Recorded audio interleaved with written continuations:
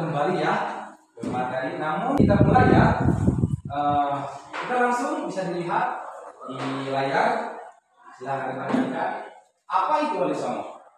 Kisah Wali Songo atau 9 wali adalah kisah yang mempesona tentang 9 tokoh suci yang berjuang untuk menyebarkan agama Islam di Nusantara atau di Indonesia pada abad ke-14, artinya sebelum Indonesia.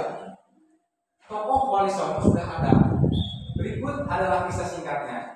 Islam, agama Islam yang kita peluk masuk ke Indonesia yaitu sejak abad ke-7. Artinya sebelum kemerdekaan. Lebih lama Islam masuk ke Indonesia itu pada abad ke-7 atau ke-8. Telah ada cerita tentang Arab yang berkunjung ke negeri Jawa dan menyaksikan betapa adanya seorang ratu beragama Hindu yang berkuasa kala itu. Mungkin sejak itu Islam mulai bersentuhan dengan orang-orang Nusantara atau Indonesia. Beberapa abad kemudian, pada abad ke-14, Nusantara telah dihuni oleh berbagai kerajaan Hindu-Buddha yang tersebar di seluruh kepulauan. Namun pada saat yang sama, agama Islam pun mulai menyebar di daerah tersebut. Jadi, sebelum masuknya agama Islam yang kita anut hari ini, agama yang ada di Indonesia adalah agama Hindu dan Buddha. Jadi paham ya? Kemudian dakwah Wali Songo. Dakwah Wali Songo di Indonesia.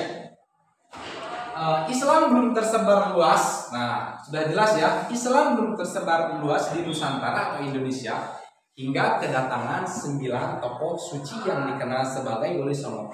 Jadi, sebelum adanya agama Islam, Islam itu belum menyebar luas, belum merata. Jadi belum ada di Jawa Barat, belum ada di Kalimantan, belum ada di Aceh. Tapi setelah adanya tokoh 9 yang disebut dengan Wali Songo, nah Islam mulai merata. 9 tokoh tersebut adalah Sunan Ampel, Sunan apa? Sunan Giri, Sunan apa? Nah, Sunan Bonang, Sunan Derajat, Sunan Kalijogo, Sunan Muria, Sunan Kudus, Sunan Gunung Jati, dan yang terakhir yaitu Sunan Gresik. Menurut cerita, mereka adalah keturunan dari Syekh Abdul Qadir Al-Jailani.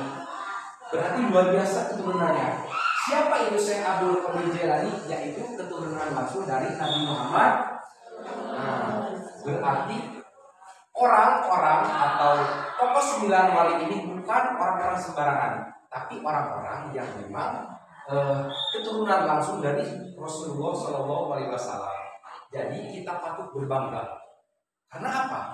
Karena 9 Wali Songo ini sudah diakui seluruh dunia.